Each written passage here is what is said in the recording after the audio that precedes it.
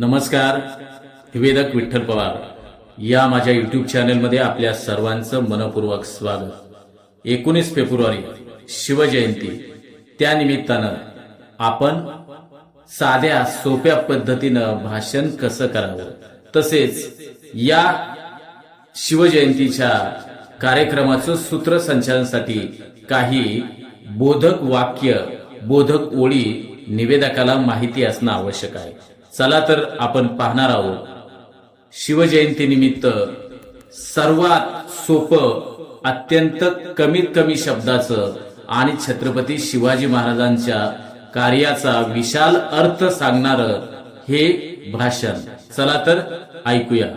आज 19 फेब्रुवारी शिवजयंती, राजांची जयंती म्हणजे माझ्या छत्रपती शिवाजी महाराजांची आज जयंती.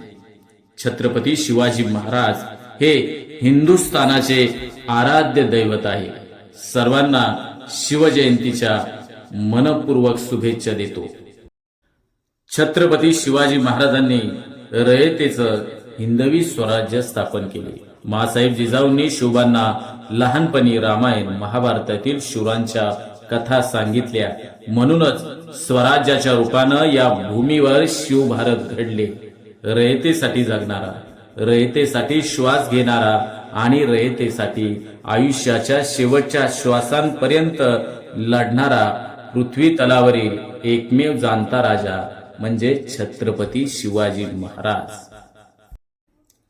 छत्रपती शिवाजी महाराजांनी स्वराज्यात प्रत्येक महिलेला वागणूक, न्याय देण्याचे काम केले. शेतकऱ्यांच्या बाजीच्या देठालाही हात लावू नका ही शिकवण महाराजांची होती.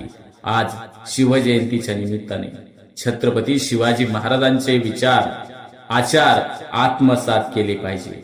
मी पुन्हा एकदा सर्वांना शिवजयंतीच्या हार्दिक शुभेच्छा देतो आणि माझे विचार थांबवतो. बोला छत्रपती शिवाजी महाराज की जय. माँसाहेब जिजाऊ की, धर्मवीर संभाजी महाराज की जय.